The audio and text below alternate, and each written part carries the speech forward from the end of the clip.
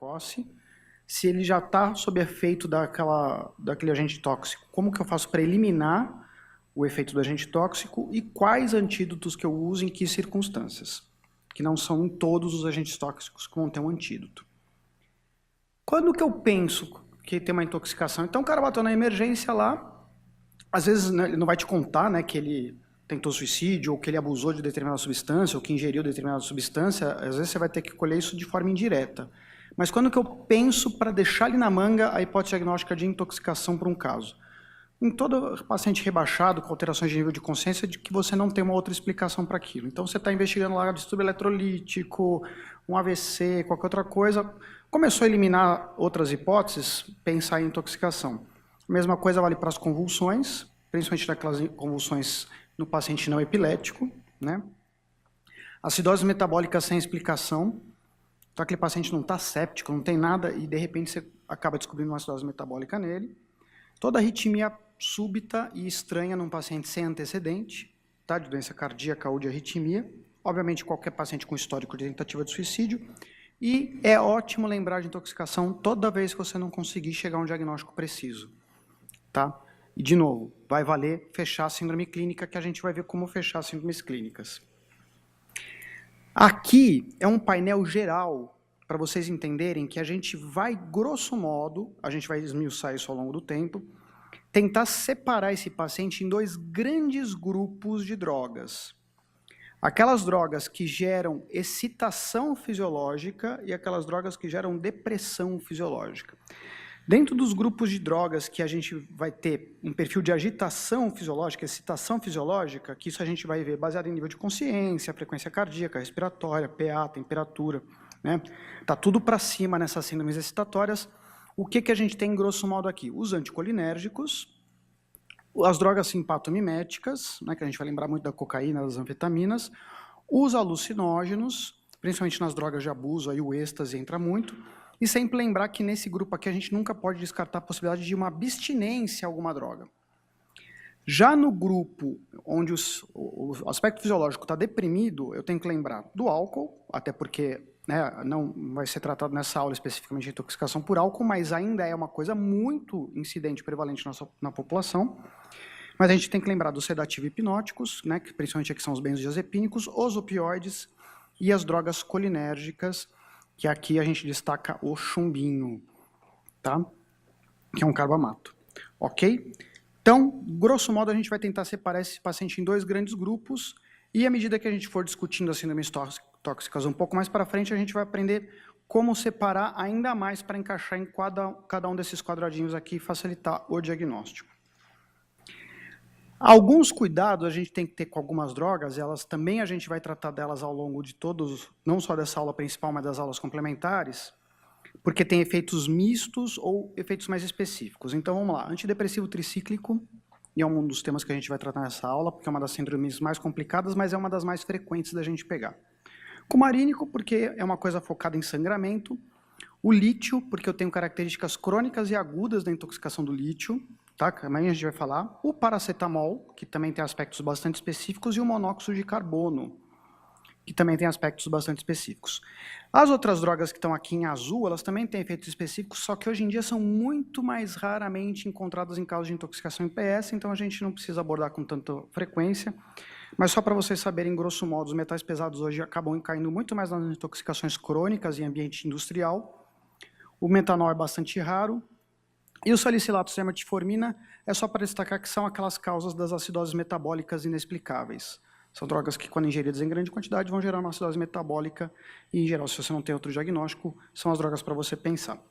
E são drogas comuns das pessoas terem em casa, dado a prevalência que a gente tem de hipertensão, diabéticos na população, então são drogas, às vezes, acessíveis para o outro familiar, numa tentativa de suicídio, etc. e tal, mas o grande marcador vai ser a acidose metabólica, ok? Mas a gente vai tratar de todas essas especificidades também, vocês vão ver que acaba se tornando não muito difícil lá na frente. E só algumas drogas para destacar que têm efeito tóxico tardio. Por que a gente fala isso? Porque às vezes o cara vai bater na emergência, 0 bala, sem sintoma nenhum. Mas não é porque ele chegou sem sintoma que ele não vai desenvolver sintoma, e às vezes sintomas gravíssimos. E aqui dessa lista inteira, o que eu quero destacar, que é o que a gente também vai discutir ao longo do tempo. O paracetamol, lítio, os cumarínicos e os organofosforados, que são drogas colinérgicas. Tá? Essas 4 drogas são as mais frequentes desse grupo inteiro aqui, e por isso a gente vai tratar delas nas descrições das síndromes clínicas. Ok? Bom, não preciso dizer para você que todo paciente que chegar com determinadas condições, a gente já vai considerar um caso grave, tá? Todo paciente que eu precisar entubar logo de cara, ou aquele que eventualmente tiver que rastrear com uma gasometria, vier com uma PaCO2 mais alta, porque em geral esses pacientes estão com o sistema nervoso deprimido, o paciente hipotenso, rebaixado ou com convulsão. Mas eu queria destacar um outro preditor de gravidade que, se a gente não corre atrás dele, a gente perde, que são as alterações eletrocardiográficas. Alguns agentes tóxicos em específico, e a gente vai falar quais são, cursam com arritmias cardíacas graves e potencialmente fatais. E tem como a gente detectar precocemente a evolução para essas taquiarritmias, que normalmente o paciente acaba evoluindo com torsades ou uma ATV. Qualquer paciente que chegar com ritmo não sinusal, algum grau de bloqueio ou um QRS aumentado, potencialmente vai degenerar para uma ATV ou para um torsades. Ok?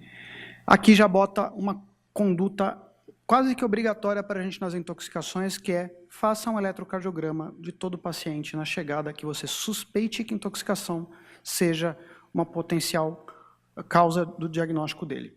Ok? Por quê? Você já tenta precocemente identificar essas degenerações eletrocardiográficas que vão culminar numa situação mais grave lá na frente, que se você não souber agora, quando o cara já estiver em TV ou torsades, a coisa para reverter fica muito mais complicada. Tá? E, obviamente, a gente vai discutir, se você achar isso, diante de que drogas eu estou. Tá? Que não são todas, mas por conta da prevalência de algumas, esta conduta aqui é muito importante. Então, suspeitou de intoxicação, já faz um eletro, porque pode ser que o cara não tenha nenhuma das outras coisas aqui, que são obviamente graves, mas você já detecta o paciente potencialmente grave. Muito bem, dito isso, que é quando que eu suspeito de um cara com intoxicação? Grosso modo, como é que a gente vai separar as síndromes clínicas? E que eletrocardiograma faz parte dessa abordagem inicial na hora da suspeita, porque já vai me dizer que esse cara é potencialmente grave. O paciente ele pode se apresentar em mais de uma fase da intoxicação. A fase que a gente gostaria de pegar todo mundo é uma fase que a gente chama de pré-clínica, onde a sintomatologia ainda não está evidente ou está muito discreta. Então, significa que esse cara não bateu o pico de atividade da droga a qual ele está sujeito à intoxicação, e a gente vai focar em prevenir o restante ou até a totalidade da absorção daquela droga ou medicamento que ele ingeriu. Tá?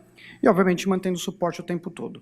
O que a gente faz nessa fase? A conduta, que você fala assim, não posso esquecer de jeito nenhum, não é a lavagem gástrica, é o carvão ativado. Tá? Toda vez que eu tiver uma intoxicação por uma droga oral, que é 99% das situações, tá? Desculpa aqui, ficou um erro aqui, que é o próximo slide. A gente vai fazer carvão ativado. Quando que a gente não pode fazer carvão ativado, antes de eu falar como é que é a técnica? É uma contraindicação relativa acima de 2 horas, porque teoricamente ele diminui a efetividade. Tá? Lembrar que o carvão ativado, o que ele faz? Ele absorve moléculas, então ele gruda em outras moléculas e ele não vai deixar que o seu trato intestinal passe isso para a circulação. Os pacientes rebaixados também é um risco relativo, a diferença é que talvez você tenha que entubar o cara para fazer o carvão, ou eventualmente passar uma sonda nasointeral para fazer o carvão, tá? Então é só para lembrar assim, não dá para o cara rebaixar porque ele vai broncoaspirar, desde que você proteja a via aérea numa situação mais crítica, ou forneça por sonda é viável. Em pacientes que a ingestão for de cáustico, principalmente, o que você tem que lembrar aqui é da soda cáustica, porque é um produto de limpeza que às vezes tem em casa. A gente não dá carvão porque você espalha mais ainda a soda cáustica ao longo do trato digestivo. E tem drogas que o carvão simplesmente não consegue se ligar. Então, o álcool não adianta dar em situação de ingesta alcoólica, o lítio, porque ele é um íon, não é uma molécula, os metais pesados e hidrocarbonetos. Hidrocarbonetos, grosso modo, o que a gente está falando aqui, solvente, thinner, algumas tintas que eventualmente pode ser a causa de intoxicação e que também a gente não vai fazer isso porque não adianta nada, não tem nenhum benefício. E obstrução de trato digestivo, isso aparece nas guidelines, mas não é o corriqueiro da gente pegar o paciente. Ok, dito isso, como é que a gente vai pensar nessa questão do carvão? Primeiro, só para contar para vocês, os primeiros 5 minutos são onde ele tem mais efetividade. Obviamente, né, eu sempre desafio a ver quem já pegou um paciente nos primeiros 5 minutos de intoxicação, esta coisa não existe, é uma lenda.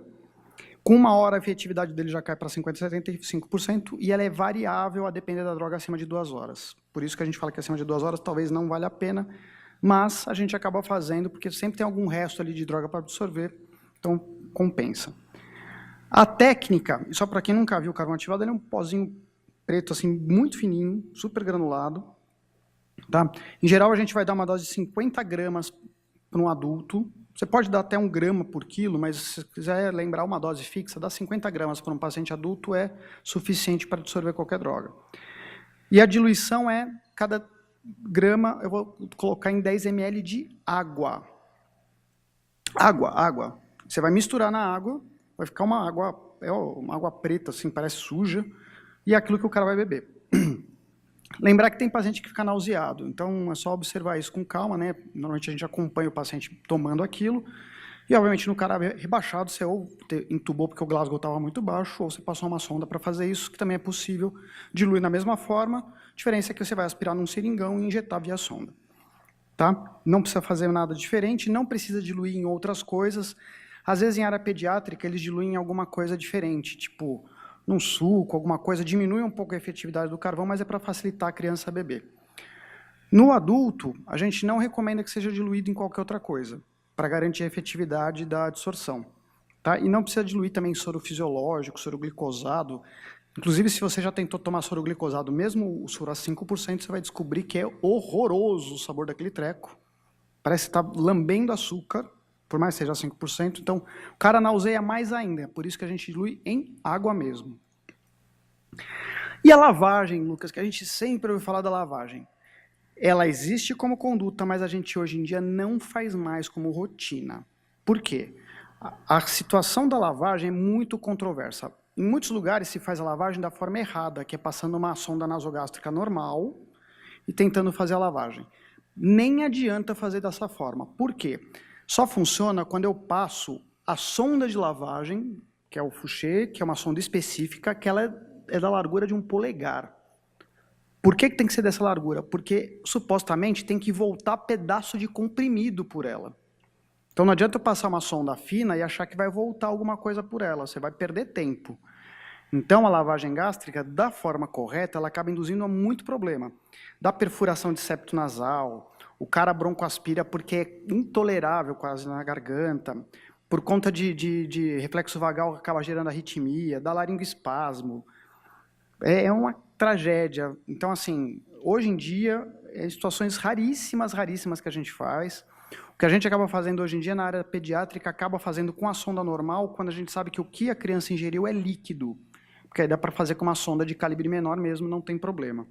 Tá? E para vocês terem uma ideia, com 20 minutos a eficácia dela já é 30%. Ou seja, é muito baixa a eficácia dela para o tempo médio em geral que você vai pegar o paciente na emergência. Com um monte de risco que tem para você fazer com a técnica correta, realmente é muito controverso você fazer. Mas, de toda forma, conto para vocês aqui como é que a gente faz. A gente também tem situações em que você nem deveria fazer, né? O hidrocarboneto, os cáusticos e corrosivos também não vai adiantar nada, tá?